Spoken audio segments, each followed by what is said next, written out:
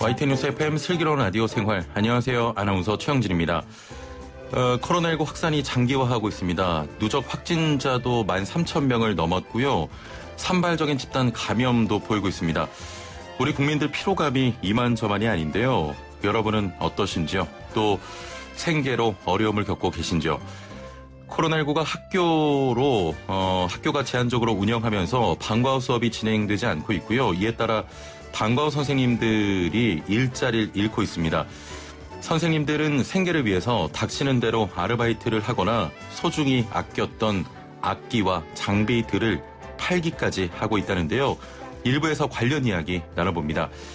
자, 3분 요가 오늘은 리 씨가 스튜디오에 출연해 생방송으로 진행되는데요. 뱃살에 이어서 옆구리살 빼는 방법을 준비해왔다고 합니다. 3분 투자로 건강 챙겨보시죠. YTN 뉴스 FM 슬기로운 라디오 생활 지금 바로 출발합니다.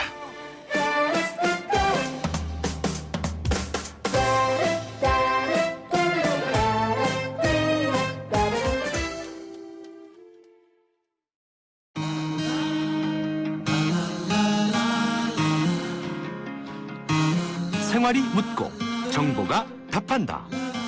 YTN 뉴스 FM 슬기로운 라디오 생활. 1부는 현장의 목소리로 생활 속 이야기 들어봅니다. 코로나19로 학교가 제한적으로 운영되면서 방과후 수업은 대부분 진행되지 못하고 있습니다. 수업을 진행하던 선생님들은 거의 실직 상태가 됐는데요. 언제 학교로 돌아갈지 알 수 없으니 다른 일을 구할 수도 없는 상황입니다. 자, 방과후 선생님들 이야기 자세히 들어보겠습니다. 함께 말씀 나눌 분 모셔보죠. 방과후 강사노조 위원장으로 활동 중인 김경희 방과후 학교 선생님 전화 연결돼 있습니다. 안녕하세요. 네, 안녕하세요. 저는 방과후 강사 노동조 위원장 김경희라고 합니다. 예, 반갑습니다. 네네. 자, 지금 방과후 선생님으로 근무하고 계신 거죠? 네. 예, 올해로 몇 년째 근무하고 계신 겁니까? 예, 올해 15년 차입니다. 아, 예, 오래되셨네요. 네. 개학 연장으로 방학이 늦어졌지만 8월이면 대부분 방학을 시작합니다. 1학기가 이렇게 벌써 끝나가는데 올해는 지난 1학기 근무 기간이 어느 정도입니까? 1학기 때 저는 수업을 하나도 하지 못했고요. 아, 예. 예. 전국적으로 상황은 다 비슷합니다. 지금 일부 제주도에서는 지금 방과후 수업 운영되고 있습니다. 아, 그렇군요. 지난해는 같은 기간에 보통 어떻게 근무를 하셨습니까? 보통은 그 지역마다 조금 차이는 있지만 사실 예. 저희는 방학 때도 수업을 대부분은 하고 있거든요. 아, 예. 예, 그래서 뭐 지역에 따라서 한 1년에 10개월 수업하는 경우도 있고 12개월에 하루도 빠짐없이 수업하는 그런 지역도 있고 그러니까 만약에 코로나가 아니었으면 지금 수업을 하고 있었겠죠. 아, 코로나가 아니었으면 지금 수업을 하고 있을 것이다. 네네. 자, 민주당 양경숙 의원이 공개한 여가부 보고서에 따르면 방과후 선생님들 코로나19 이전에는 월 평균 223만 9천 원의 수입이 있었지만 코로나19 이후로는 참 이게 2만 7천 원 정도로 무려 98.8%나 감소했다고 합니다. 사실 100%나 다름없는 상황인데 실제로 현장에서 느끼는 것도 비슷한 상황입니까? 아, 예, 100% 이제 방과후로 인한 수입은 하나도 없다고 봐야죠. 아, 예. 아마 2만 몇천 원 잡힌 경우는 이제 아주 일부 그 남쪽 지역에서 이제 수업을 6월 달에 한 2주 정도 이렇게 한 경우도 있고 하다 보니까 그래서 아마 조금이라도 잡힌 것 같습니다. 예, 그렇군요. 방과후 선생님이 전국에 12만 명 정도 계신다고 하는데 이들 대부분이 이렇게 수업도 못 가고 또 급여도 못 받고 있는 상황인 거죠? 예. 2019년 기준 전국 초중고교 98.6%에서 방과후 학교를 운영하고 있고 방과후 학교 강사만 11만 6,760명 정도인데 지금 대부분이 급여를 못 받고 있는 상황이라고 말씀하셨습니다. 네네. 학교가 개학을 했어도 수업 운영은 제대로 진행되기 어려운 상황입니다. 이전과는 상황이 많이 다른데요. 방과후 학교 운영은 거의 어렵지 않을까 싶은데 좀 어떻게 보십니까? 이렇게 지역마다 이제 그 코로나 확진자가 이제 있는 그런 지역이 있고 그렇지 않은 지역이 있다 보니까 조금 차이는 있긴 한데 아주 이제 학교가 조금 큰 학교 같은 경우는 아예 1,000명 이상이 되면은 수업을 안 하고요. 예. 그다음에 소규모 학교 뭐 한 300명, 400명 되는 학교는 일부 진행이 되고 있고 지금 그런 상황입니다. 예. 학교로 돌아가신 분들은 좀 계십니까? 제 생각에는 뭐 한 20% 미만일 것 같고요. 그리고 이제 특히 농어촌 학교 같은 경우 외곽에 있는 학교는 이제 학생 수도 적고 하다 보니까 그런 지역은 그 뭐 전라남도, 전라북도 또 충청도 지역, 강원도 지역 일부 지역은 수업이 진행되고 있는 걸로 알고 있습니다. 일부 지역은 수업이 좀 운영이 되고 있고 광주 등은 운영이 됐었는데 다시 좀 문을 네. 닫았겠죠. 예, 6월 달에 20일 동안 수업이 진행되다가 이제 갑자기 예. 며칠 전부터 완전히 이제 수업을 지금 중단한 상태입니다. 아, 그렇군요. 급식 조리원 등 학교 비정규직 노동자들은 인건비 지원이 있었습니다. 네. 방과후 선생님들은 여기에 좀 속해 있지 않은 건가요? 왜냐면은 저희들은 개인 사업자로 분류되고 있거든요. 그래서 예. 이제 특수고용직이기도 하고, 그 다음에 저희 이제 그 강사료는 수익자 부담이라서 예. 학부모님들이 이제 그 수강 신청을 하면서 그 내는 돈이 이제 저희들 이제 수익으로 잡히다 보니까 그래서 이제 뭐 교육부나 이제 그런 당국에서는 그 부분에 대해서 전혀 책임을 안 지른다고 그렇게 말씀하는 부분도 있는데 예. 근데 아까 언급한 것처럼 이런 수익자 부담 강사들만 있는 게 아니라 예. 농어촌 지역이라든지 아니면은 그 특수학교, 저희 흔히 말하는 그 장애인 학교에서도 방과후생들이 많이 들어가 계시거든요. 예. 근데 이런 분들은 수익자 부담이 아니라 그 교육청 예산으로다가 수업을 하시기 때문에 사실은 그 강사료가 다 예산 속에 책정이 되어 있거든요. 예, 그렇기 예. 때문에 그런 분들 같은 경우는 이 국가적 재난으로 인해서 수업하지 못한 부분에 대해서 예. 어느 정도 보전이 꼭 필요하다고 생각합니다. 어느 정도 보상은 필요하다. 예산에 네네. 포함되어 있기 때문에. 예. 이미 그 강사료가 다 잡혀져 있는 상황이거든요. 예. 자, 그러면 긴급고용 안전지원금을 제외하고는 현재 전혀 지원을 못 받고 있는 그런 상황입니까? 그렇죠. 아예 수업 진행이 거의 안 돼 있으니까. 예. 자, 지금 제가 알기로는 고용보험에도 가입이 되지 않은 상황으로 알고 있는데 네. 방과후 선생님들은 이런 제도적 안전망이 전혀 없는 겁니까? 예, 법적인 사각지대라고 볼 수 있고, 뭐, 최근에 이제 뭐, 언론에서 많이 이제 다뤄지고 있지만, 예. 그 고용보험에도 보면 똑같은 특수고용직이라도 이게 해당되는 직종이 있고, 이제 해당되지 않는 직종이 있는데, 저희 같은 경우는 아예 언급도 안 되고 있다시피 하니까, 사실 진짜 뭐, 이번 일로 인해가지고 얼마나 저희들이 불안정한 직종인지 새삼 다 깨닫게 된 거죠. 예, 좀 안타깝네요. 자, 방과후 선생님들은 근무 기간 단위로 계약을 하지 않습니까? 뭐, 한 학기 1년 이 정도로 계약을 좀 하는 겁니까? 대부분은 1년 단위로 계약을 하고 있고요. 예. 그 다음에 서울의 일부 학교는 3개월 단위로 계약을 합니다. 3개월 단위로 합니까? 예. 저도 옛날에는 3개월 단위로 계약한 학교가 몇 개가 있었어요. 그럼 3개월 단위로 계약한다는 것은 3개월이 지나서 평가가 좋으면 재계약을 하는 것이고? 그렇죠. 계약서에는 그렇게 되어 있죠. 예. 3개월이면 굉장히 짧게 느껴지는데요. 네. 그럼 해당 계약 기간 동안은 다른 일은 뭐 해도 되는 겁니까? 뭐, 경우에 따라서는 예. 뭐 저희가 뭐 일주일에 한 뭐 5시간 이내로 수업을 하다 보니까 예, 뭐 어차피 저희는 개인 사업자로 분류되어 있어서 예. 뭐 다른 일을 할 수도 있겠죠. 예. 뭐 일정에 뭐 충돌만 없으면 다른 일은 할 수 있고. 예. 근데 다 이제 그 비슷한 일에 종사를 하거든요. 예를 들면 문화센터 강의를 나가든지 예. 뭐 학원에 수업 나가든지 아니면 개인 수업을 하거나. 근데 이제 이번 코로나 같은 경우는 어차피 그 직종도 수업을 전혀 못하는 그런 상황이다 보니까 예, 그래서 사실 더 어려움이 많죠. 전혀 다른 일을 하시는 분은 별로 없거든요. 예. 뭐 또 이게 다 수업 형태 일만 하다 보니까요. 예. 수업을 준비해야 하니까 좀 다른 일은 하기 쉽지 않으실 것 같습니다. 예. 왜냐하면 지금 계약서를 쓴 상태에서 지금 이제 기다리고 있는 그런 입장이다 보니까 예. 다른 일을 할 수는 없고 아주 일부 뭐 이제 쿠팡이라든지 예. 그런 일을 조금 많이 하시더라고요. 예. 그렇군요. 네네. 현재 지금 근무하는 학교 등의 강사료 지급 등을 요구하는 것도 좀 어려우신 거죠? 네네. 예. 코로나19 이전에도 방학 때는 학교 수업이 있었습니까? 아까 있다고 하셨나요?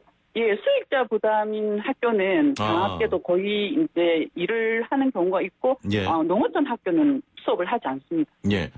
예, 그리고 경기도 지역은, 아까 이제 12개월 중에서 10개월 정도 하는 그런 지역에 들어가기 때문에, 예. 사실상 전국적으로 봤을 때는 2월 마지막 주부터 방과후 수업이 운영되지 않았는데, 경기도는 12월 달에 이제 수업이 끝나고 1월 달부터 수업을 안 하는 곳이 많다 보니까 뭐 그렇게 따지면 지금 이제 뭐 6개월 이상 지금 수업을 못 하고 있는 상황입니다. 예. 코로나19 이전에 뭐 학교에 방과후 수업이 없다고 하면 그럴 때는 보통 다른 일을 좀 하시는 편이십니까? 그 짧은 기간에 할 수 있는 일은 사실은 없어요. 예, 예. 예. 그러다 보니까 뭐 도서관 수업이라든지 문화센터 수업 요런 것도 보면은 이제 그 방과후 수업하고 겹치지 않게 뭐 주말에 수업을 들어간다든지 그런 경우는 있지만 근데 그것도 이제 안정돼 있지 않다 보니까 예. 사실은 뭐 한 70% 이상은 방과후로 해서 일을 하는 게 주 수입원이라고 볼 수 있겠죠. 예. 제가 방과후 선생님들, 강사님들 최근 기사를 봤는데 네. 지금 실제로 사태가 너무 좋지 않아서 악기도 판다, 네. 뭐 용품도 판다 이런 이야기를 제가 접한 적이 있습니다. 주위 동료 강사분들은 어떠세요? 예, 제가 아는 지인 중에서 그런 분들이 사실상 몇 분이나 있거든요. 예.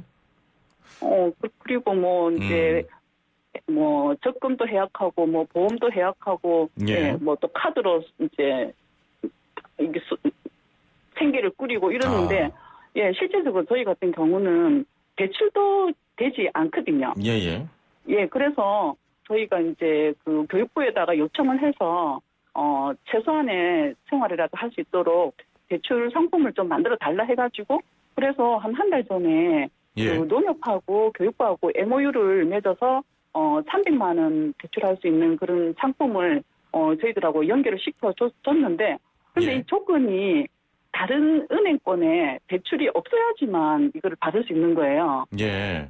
근데 솔직히 요즘 같은 시대에 대출이 하나도 없는 경우는 사실 없지 않습니까? 굉장히 드물잖아요. 그러니까 그 정도 되는 분이라 하면은 그 300만 원 대출을 받을 필요가 없죠. 네. 그리고 또 이 대출을 받기 위해서는 또 교장 선생님한테 또 직위를 받아야 되고 그러다 보니까 실제적으로 이게 하나도 도움이 안 되는 거예요.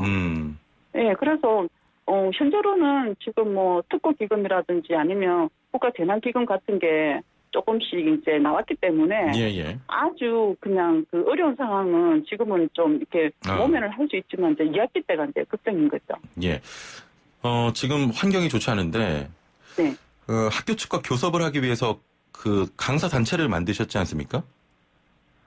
교섭은 사실은 노조 필증이 나와야지 가능한 건데 저희가 작년에 6월 10일 날 노조 필증을 신고를 했어요.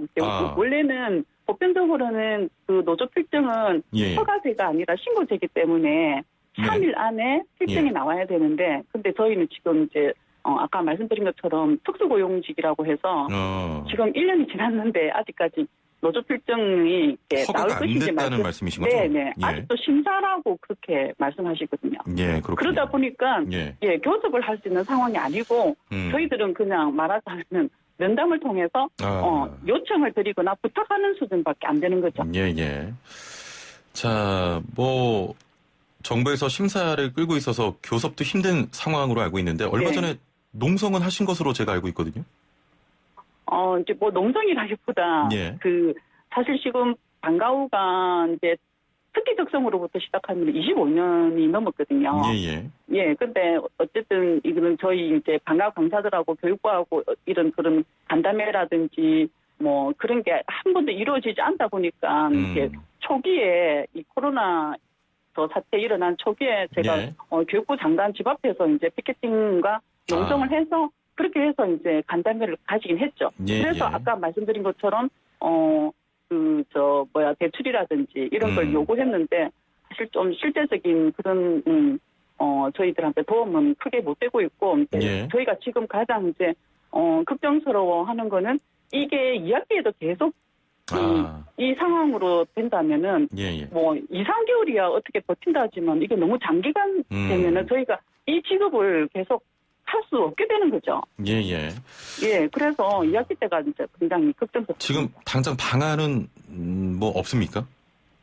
예, 방안은 없고요. 예. 그래서 저희가 이제 그 완전히 그냥 방과 후 수업이 운영되기만을 기다릴 수는 없어서 그래서 강사들이 뭐 대체해서 일할 수 있는 거라도 좀 이렇게 해달라 해서 예. 예, 학교에서 원격이나 아니면 돌봄 수업에 또 방역이라든지 이런 데 조금 이제 투입이 돼가지고 예. 예, 지금 일하고 있는 선생님들도 조금 계시거든요. 그럴 경우에 뭐 한 달에 이제 수입이 뭐 한 60만 원에서 7, 80만 원 그 정도 이렇게 지금 이제 수입으로 일하시는 분도 있고 한데 예, 예. 이것도 지금 7월 말이면은 다 계약 기간이 끝이 나기 때문에 그래서 예. 좀 더 걱정이 되는 거죠. 알겠습니다. 마지막으로 네네. 교육당국에 좀 바라는 점이 있으십니까? 예, 이게 국가적인 재난이 이제 올해만 일어나는 게 아니라 앞으로도 예. 사실은 더 많이 일어날 가능성이 많고 이런데 아무리 저희가 이제 비정규직도 특수고용직으로 분류가 되어 있다고 하지만 예, 예. 엄연히 저희도 이제 그 교육자로서 공교육의 일임을 담당하고 있기 때문에 예. 어떤 법적인 장치라든지 최소한의 생계에 대해서는 좀 보장을 해주시고 이런 거에 대한 어떤 기준이 세워졌으면 정말 좋겠습니다. 예, 알겠습니다.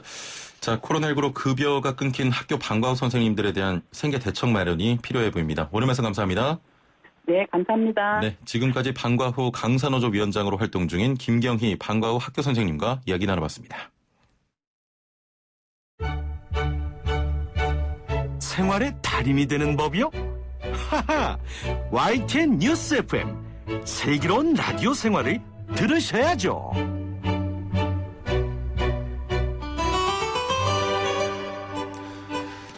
네, 생활의 달인이 되는 손쉬운 방법 YTN 뉴스 FM 슬기로운 라디오 생활과 함께하는 건데요. 매일 3분씩 건강한 자세의 달인이 되는 시간입니다. 리 씨와 함께하죠. 안녕하세요. 나마스테. 네, 나마스테. 지금 애플리케이션으로 보이는 라디오가 좀 문제가 있다고 해서 보기 어려우신 분들은 유튜브에서 YTN 라디오 검색하시면 보이는 라디오로 요가 동작을 배울 수 있습니다. 한 애청자분께서는 도대체 왜 화요일만 이렇게 말썽이냐고. 그러니까요. 네. 아, 정말. 네, 유튜브 통해서 네. 시청해 주시길 바랍니다. 자, 오늘은 어떤 동작인가요? 뱃살의 왕자, 야야야. 참 열정 대단하다, 대단해. 영진.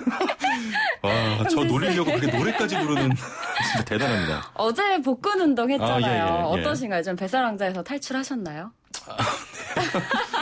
조금, 좀 빠진 것 같습니다. 그런데 방심하면 이릅니다. 예. 우리 형진 아나운서는 계속해서 탈출을 시도해야 돼요. 오늘은 옆구리살 왕자에서 탈출하기 위한 예, 예. 제가 오늘 스트레칭 준비했습니다. 일단 복근 운동도 배웠으니까 옆에 옆구리 운동도 배우면 뭔가 이렇게 전체적으로 허리가 날씬하겠네요. 과연 가능할지 오늘 한번 제가 동작 알려드리면서 예, 예. 해보도록 할게요. 예. 이제 오늘 의자에 앉아서 진행할 텐데요. 의자에 살짝 걸터 앉아볼게요. 그 상태에서 두 무릎을 골반 너비만큼 벌려줄게요. 예. 잠시만요. 지금 애플리케이션 보이는 라디오가 조금 문제가 있다고 해서요. 유튜브로 들어오시면 네. 실시간으로 보이는 라디오를 통해서 요가 동작 배울 수 있습니다. 이어가 주시죠. 네, 유튜브로 꼭 시청해 주시길 예. 바라겠고요. 자, 의자에 걸쳐 앉아서 이 무릎을 골반 너비만큼 벌려줄게요. 예. 그리고 발바닥을 바닥에 지그시 꽉 누른 상태로 엉덩이 무겁게 앉아볼게요. 예. 그 상태에서 왼손을 머리 뒤쪽으로 가져가서 뒤통수를 살짝 감싸주고요. 예. 그리고 오른손은 의자 옆에 가지런히 내려놔 볼게요. 예. 예. 그 상태에서 숨 크게 들이마시고 상체 길어졌다가 내쉬는 숨에 상체를 오른쪽으로 기울여서 등이 말리지 않은 상태로 내려가 볼게요. 이때는 어깨를 쫙 펴야 됩니까? 그렇죠. 예, 예. 어깨를 편다기보다 가슴이 이제 오므라들지 않게 가슴 활짝 열린 상태로 천장 바라보시면서 내려가시면 될 것 같아요. 예. 이때 나의 왼쪽 옆구리가 쫙 늘어날 수 있도록 계속해서 오른쪽 손끝을 바닥을 향해서 조금 더 내려가 볼게요. 그리고 다시 오. 정면으로 올라옵니다. 예, 예. 네, 여기서 주의할 게 있어요. 이렇게 오른쪽으로 상체 기울여서 내려갈 때 왼쪽 엉덩이가 의자에서 뜨겠죠. 예, 예. 최대한 뜨지 않게 아. 엉덩이를 무겁게 가라앉혀 주셔야 딱 돼요. 붙인다고 생각하고. 그렇죠. 그래야지 왼쪽 옆구리가 길게 늘어나는 느낌을 더 받으실 수 있을 거거든요. 예, 예. 한번 반대쪽도 이어서 해볼까요? 예. 지금 애플리케이션으로 많은 분들께서 보이는 라디오 안 된다고 얼굴 꼭 보고 이럴 싶다고 수가. 하셨는데요. 유튜브 보이는 라디오, YTN 라디오 검색하셔서 네. 지금 유튜브를 통해서는 보입니다. 네, 네. 하필 또 화요일에 이렇게. 그러니까요. 제가 오는 날에. 자, 유튜브 통해서 YTN 라디오 라이브 검색하시면 실시간으로 보이는 라디오 소통할 수 있고요. 지금 무려 690분 정도가 아, 정말요? 보고 유튜브로요? 계십니다. 예, 와우. 예. 여러분 유튜브에 YTN 보이는 라디오 실시간이라고 쳐주시면 돼요. 예, 알겠습니다. 자, 그럼 다시 반대쪽 이어서 해볼게요. 의자에 다시 걸터 앉아서 예. 두 무릎을 골반 너비만큼 벌린 상태로 예. 이번에는 오른손을 뒤통수 뒤쪽으로 가져가서 네, 뒤통수를 가볍게 감싸줘 볼게요. 예. 그 상태에서 숨 크게 들이마시면서 상체 천장 쪽으로 길어졌다가 예. 내쉬는 숨에 나의 상체를 왼쪽으로 살짝 기울이면서 나의 왼손 끝이 바닥에 닿을 수 있게. 이때 등이 말리는 게 아니라 가슴 쭉 펼쳐서 시선은 나의 오른쪽 천장 바라보시면서 내려가 볼게요. 다시 상체 천천히 올라오면서 제자리로 돌아옵니다. 지금 1000명을 돌파했네요. 유튜브. 정말요? 이럴 수가. 예, 이게 뭐 보이는 라디오 둘 중에 하나만 해야 되는 건가? 예, 지금 110분 정도가 보고 있는데 네. 마지막으로 한 번만 더 동작 정리하고 이 시간 맺겠습니다. 네, 혹시 힘드시다면 이 반대쪽 손 내려가는 부분에 이 물통을 가볍게 쥐고 가셔도 돼요. 예, 예. 한번 다시 따라해 볼게요. 음. 다시 의자에 걸터 앉은 상태로 두 무릎은 골반 너비만큼. 예. 그리고 엉덩이 뜨지 않게 의자에 무겁게 이제 내려앉아 볼게요. 예, 예. 그 상태에서 왼손 뒤로 가져가서 뒤통수 가볍게 감싸주고요. 어. 숨 크게 들이마시면서 상체 길어졌다가 내쉬면서 오른손 끝을 바닥으로 내리면서 천천히 내려가 볼게요. 이때 나의 왼쪽 측면이 늘어날 수 있게 예. 왼쪽 엉덩이 바닥에서 뜨지 않게 최대한 무겁게 눌러주시면서 오른손 끝을 더 바닥 쪽으로 내려볼게요. 예, 예. 네, 그 상태에서 다시 상체 천천히 가볍게 올라와서 제자리로 돌아와줍니다. 예. 옆구리가 좀 당기는 게 시원한데 네. 꾸준히 하면 진짜 살이 빠집니까? 맞습니다. 우리 형진 아나운서는 예. 정말 매일 하셔도 부족할 거예요. 좀 많이 나왔나요, 매일 제가? 하셔야 되고요. 네. 네, 이렇게 오른쪽 5번, 왼쪽 5번, 3세트 이어가시면요. 예, 예. 정말 날씬한 허리 라인, 또 복부 가지실 수 있을 거예요. 제가 유튜브 아침에 이렇게 하면서 가장 많은 인구가 보고 계세요. 30분 정도가 네. 동시에 이 요가 동작 보고 있는데 이 동작을 좀 따라하면 어제 또 배웠던 뱃살, 그렇죠. 복부, 오늘 배웠던 옆구리. 옆구리살. 둘 다 모두 왕자인 저에게는 너무나 필요한 운동 같습니다. 정말 필요하죠. 꾸준히 하셔야 됩니다. 네, 알겠습니다. 자, 지금 라디오 청취율 조사 기간인데요. 전화로 라디오 뭐 듣고 있냐 이런 전화 받으실 수 있습니다. 전화 받으시면 뭐라고 해야 될까요? 당연히 YTN? 예. 당연히. 좀 더 인심을 쓰세요. 예. 청취는 YTN 라디오죠? 예. 그 다음에 그 다음에요? 네. 당연히 요가 코너죠. 리씨와 함께하는. 됐습니다. 괜히 물어봤습니다. 자, 전화 받으시면 YTN 라디오 슬기로운 라디오 생활 듣고 네. 계시다고 꼭 해주시기 바랍니다. 3분 요가 리씨와 함께했습니다. 감사합니다. 나마스테. 네, 나마스테.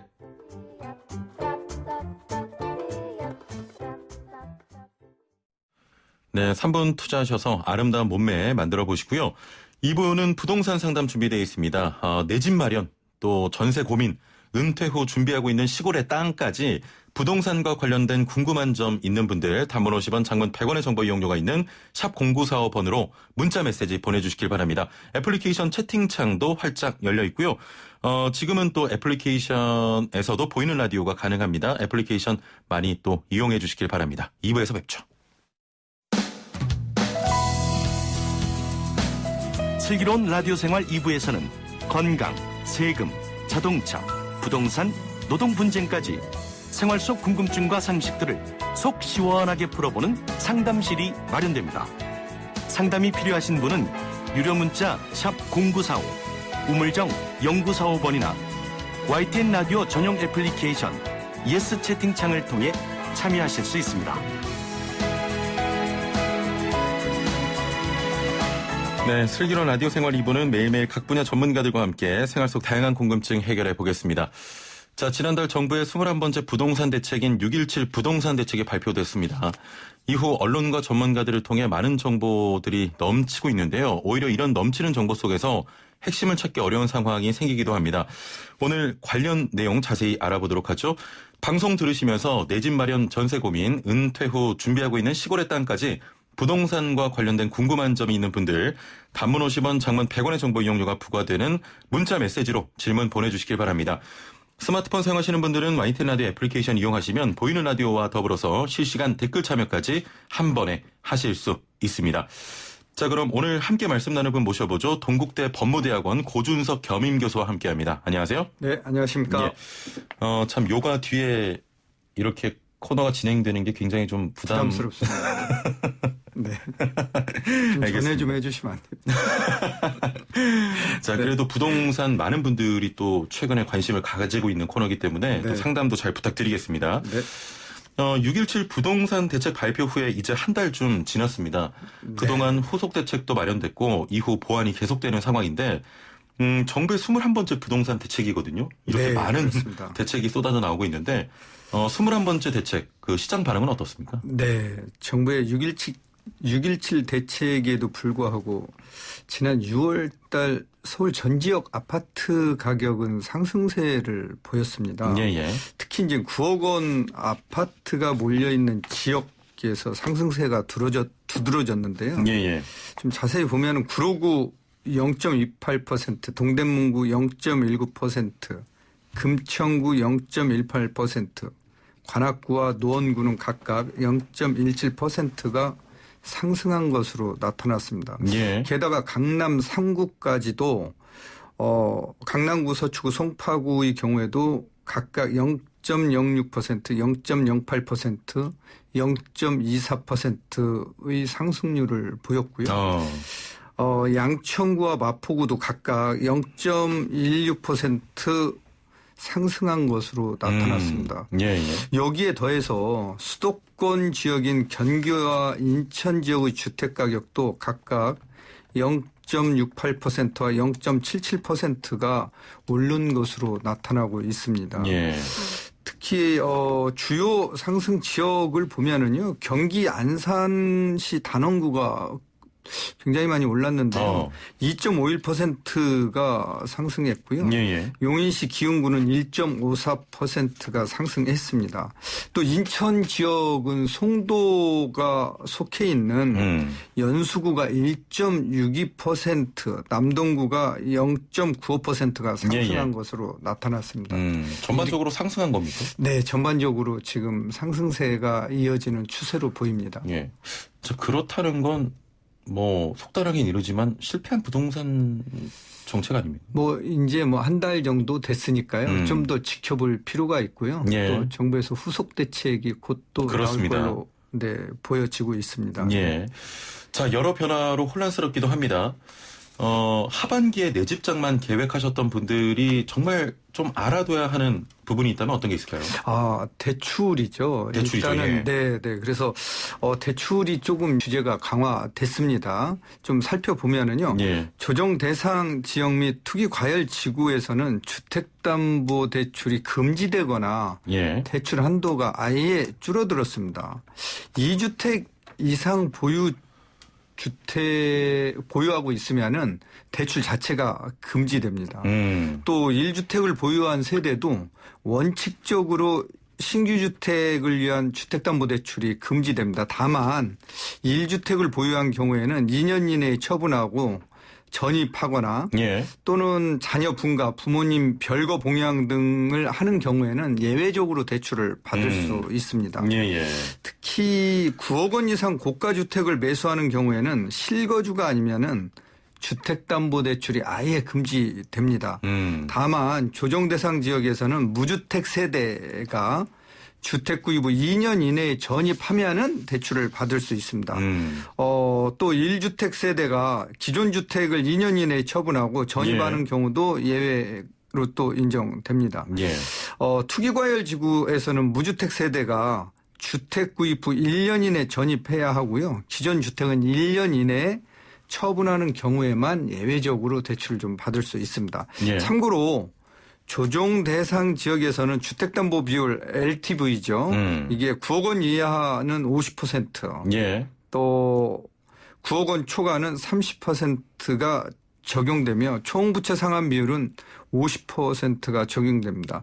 그런데 투기과열 지구에서는 LTV는 9억 원 이하는 40%, 또 9억 원 초과는 20%, 15억 원 초과는 아예 대출을 받을 수 없습니다. 예. 그다음에 DTI는 40%가 적용됩니다. 한도가 굉장히 줄어들었으니까 예. 사전에 꼭 확인을 해 보셔야 될 것 같습니다. 그렇습니다. 네. 지금 부동산 대책이 21번째고, 대출 규제가 점점 더 강화가 되고 있는데, 오히려 좀, 집을 장만하려는 사람들에게는 더 힘든 거 아니냐. 오히려 좀 돈 많고, 그런 사람들에게 유리한 거 아니냐. 이런 이야기도 나오는데 어떻게 보십니까? 네, 실수자들한테는 뭐 대출 한도가 줄어들면은 어려움을 겪을 수밖에 없죠. 예. 이 대책이 나오기 전에 아파트를 계약을 했거나 또 뭐 중도금을 납입하기 위해서 대출에 의존을 해야 되는 경우에는 예. 계약을 이제 뭐 해지해야 되는, 또 계약금을 또 배액 배상을 해줘야 되는 이런 경우도 생길 수도 있다라는 거죠. 예, 예. 그래서 특히 이제 이 대책이 나오기 전에 비조정 대상 지역에서는 70%까지 대출을 받을 수 있었거든요. 예, 근데 예. 이제 이 대출 한도가 조정 대상 지역에서는 LTV가 이제 50%로 줄어들었기 때문에 예. 20%가 줄어드는 거 아니겠어요? 그렇기 때문에 이제 요 금액만큼을 단시간 내에 마련하지 못하면은 예. 곤란을 겪을 수도 있을 것 같습니다. 그렇습니다. 자, 이번 부동산 대책으로 주목받는 부분 중 하나가 강남과 송파 일부 지역이 토지거래 허가구역으로 지정돼 지금 토지거래 허가제가 시행이 되고 있습니다. 어떤 제도입니까? 네. 이 토지거래 허가구역이라는 것은요, 토지 가격이 급격하게 상승하거나 상승할 우려가 있는 지역에 예. 투기 수요를 차단하기 위해서 설정하는 구역을 얘기하는 건데요. 지난 6.17 대책으로 송파구 잠실동 하고요. 예. 강남구 삼성동, 대치동, 청담동 이 네 곳이 토지거래 허가구역으로 지정됐습니다. 이렇게 토지거래 허가구역으로 지정이 되면은요. 예. 일정 규모의 토지 면적을 초과하는 토지를 매수하는 경우에는 관할구청장의 허가를 받아야 됩니다. 예. 네, 허가를 받아야 된다는 뜻은 그냥 사놓거나 전세 끼고 사는 것이 금지된다는 얘기입니다. 네. 그러면 지정된 지역 내의 모든 주택이나 토지를 거래할 때 신고를 해야 되는 건가요? 네, 그렇습니다. 토지거래 허가구역으로 지정된 강남구 삼성동, 청담동, 대치동, 송파구의 잠실동에서 아파트를 거래할 때에는 예. 대지 지분 면적이 18제곱미터, 그러니까 5.5평 정도 됩니다. 예. 초과하는 경우에는 관할구청장의 허가를 받아야 한다는 뜻입니다. 또 상업지역의 경우에는 20제곱미터를 초과할 때에도 허가를 받아야 합니다. 예. 네. 알겠습니다. 자, 지금부터 좀 상담 이어나가 볼까 합니다. 방송 들으시면서 내 집 마련, 전세 고민, 은퇴 후 준비하고 있는 시골의 땅까지 부동산과 관련된 궁금한 점 있는 분들 단문 50원, 장문 100원의 정보 이용료가 부과되는 문자 메시지로 질문 보내주시길 바라고요. 스마트폰 YTN 라디오 애플리케이션 이용하시면 보이는 라디오와 더불어서 댓글 참여까지 한 번에 하실 수 있습니다. 자, 지금 문자와 애플리케이션을 통해서 질문이 좀 들어왔는데요. 애플리케이션으로 용복이 바보님께서는 안녕하세요. 구 아파트에서 아이들이 커서 좀 더 큰 옆동 평수로 이사하려고 합니다. 계약했고 중도금은 매매 계약서로 대출받아 치르려고 하는데요. 1주택자입니다. 중도금 대출 됩니까 하셨네요. 옆에 아파트를 그러니까 일반 매매 거래에서는요, 중도금 개념은 없고요. 잔금을 낼 때 대출을 그 한도까지 받는 겁니다. 예. 네, 그래서 지금 투기과열 지구의 경우에는 조정 대상 지역인지 투기과열 지구인지는 모르겠는데요. 예, 예. 조정 대상 지역에서는 40%까지 LTV가 적용되니까요. 예, 예. 거기까지는 대출을 받을 수 있습니다. 40% 정도까지. 네, 네, 네. 예, 알겠습니다. 1603번님, 주택연금 가입하고 아파트 가격이 올라가도 가입 당시 그 가격인지 아니면 더 받는지 궁금하다. 그 가격으로 받게 됩니다. 네, 주택연금은 가입 당시 금액으로 받고요. 가입 당시 금액. 예, 네, 예. 나중에 사망을 해서 예, 예. 상속이 될 때는 정산을 해서 나머지는 상속인들한테 상속되게 됩니다. 그렇군요. 네, 네. 일단은 주택연금 가입 당시 아파트 가격으로 네, 그렇습니다. 예, 받는다. 네, 네. 6548번님.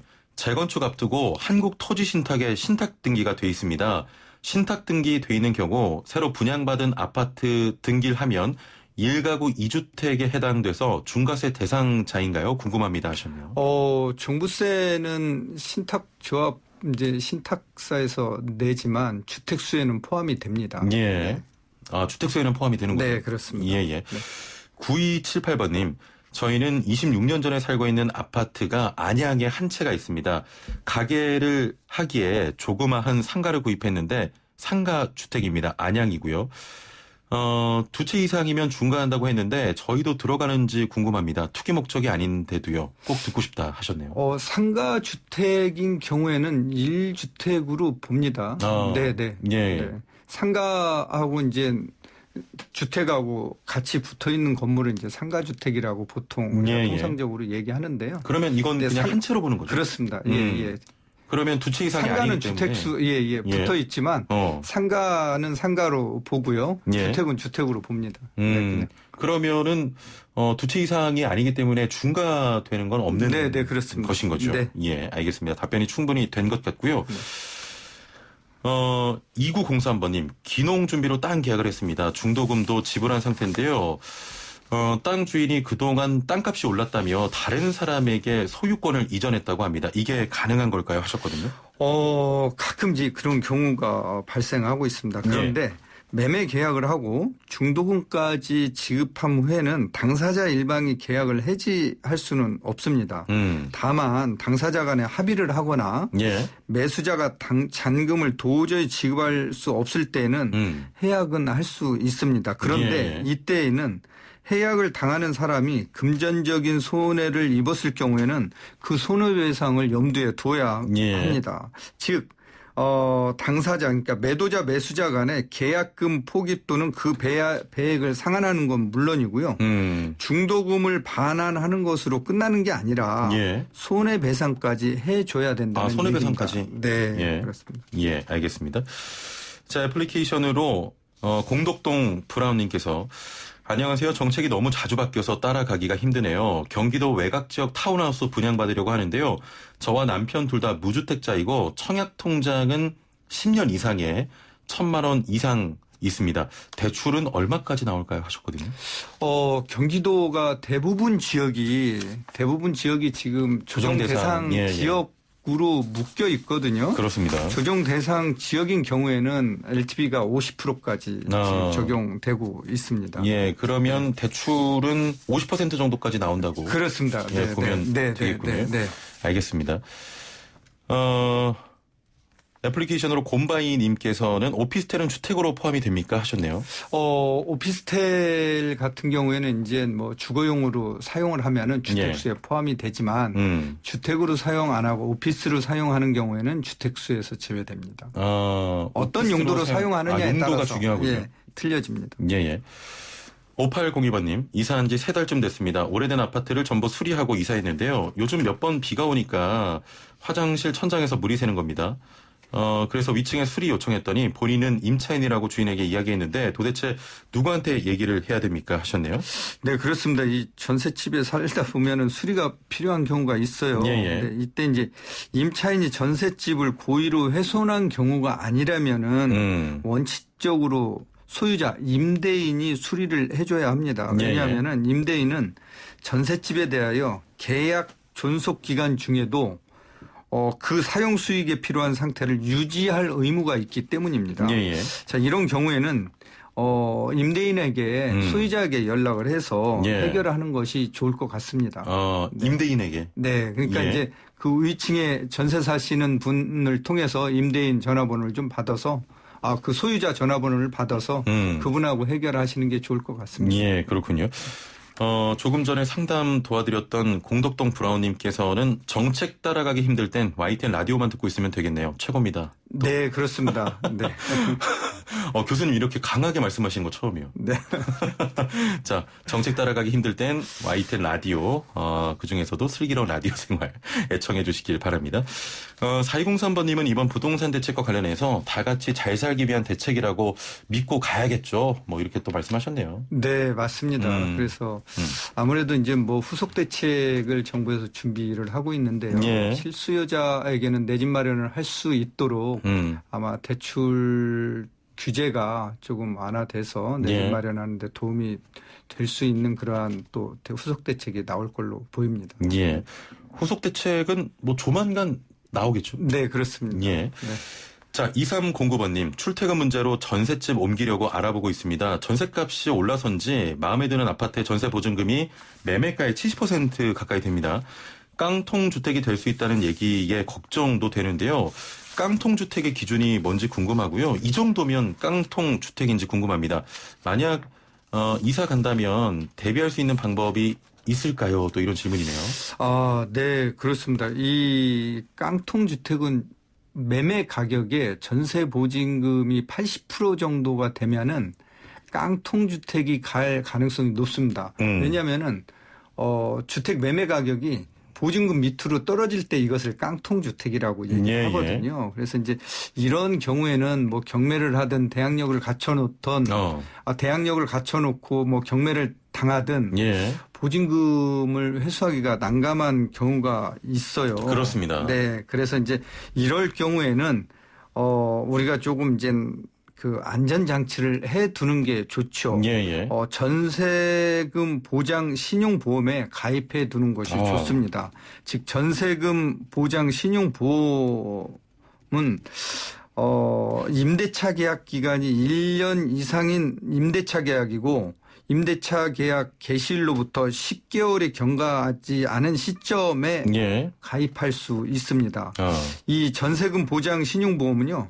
아파트는 보증금액에 상관없이 가입할 수 있습니다. 그러니까 전세금액에 상관없이 가입할 수 있다는 얘기고요.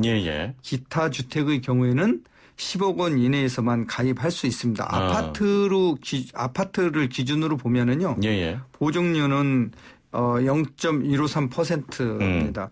만약에 그 보증금 3억 원짜리 전세금이라면은 임대차 기간 2년 기준으로 할 때 보험료는 92만 1,000원 정도 된다는 얘기입니다. 그렇군요. 자, 1037번님께서는 이번에 부동산 규제로 청약되고 계약금까지 냈는데 대출금을 확보 못해서 입주를 못할 수 있다고 하더라고요. 미리 청약됐던 사람은 예외 적용을 받습니까 하셨나요? 아직은 예외 적용을 뭐 그런 후속 대책이 안 나왔는데요. 후속 대책이 나올 수도 있을 것 같습니다. 네. 후속 대책에 이 예외 적용 받는 조항이 담길 수도 있다 이런 말씀이시죠? 네. 기대를 해보는 거죠. 알겠습니다. 오늘 말씀 중에 좀 그런 게 중요할 것 같아요. 대항력을 갖추는 게 가장 중요할 것 같습니다. 네, 그렇습니다. 그러니까 전세입자인 경우에는 그 집에 선순위 권리가 생기기 전에 제일 먼저 주민등록 전입 신고를 하는 것이 가장 좋고요. 주민등록 전입 신고가 곧 대항력을 갖추게 되는 겁니다. 네. 알겠습니다. 자, 오늘 말씀 여기까지 듣겠습니다. 감사합니다. 네, 감사합니다. 네, 동국대 법무대학원 고준석 겸임교수와 함께했습니다. 네, 지금은 앞서 말씀드렸던 대로 라디오 청취율 조사 기간인데요. 많은 분들이, 제 방송을 슬기로운 라디오 생활이 아닌 슬라생으로 좀 줄여 말씀하시고 계십니다. 슬라생 듣고 있다고 하면 큰일 나요. 슬기로운 라디오 생활 듣고 있다고 말씀해 주시길 바라고요. YTN 라디오 슬기로운 라디오 생활입니다. 기간은 7월 19일까지고요. 내일부터는 커피 쿠폰도 저희가 빵빵 전해드리겠습니다. 기대해 주시고요. 자, 오늘은 절기상 소서입니다. 한자로는 작은 더위라는 말이지만 사실은 본격적인 더위가 시작되는 때를 말하는데요. 한낮 서울 28도, 광주 30도, 대구 32도까지 오르겠습니다. 낮 동안 강한 자외선 주의하시고요. 건강 잘 챙기시길 바랍니다. 내일 뵙죠. 최영진이었습니다. 고맙습니다.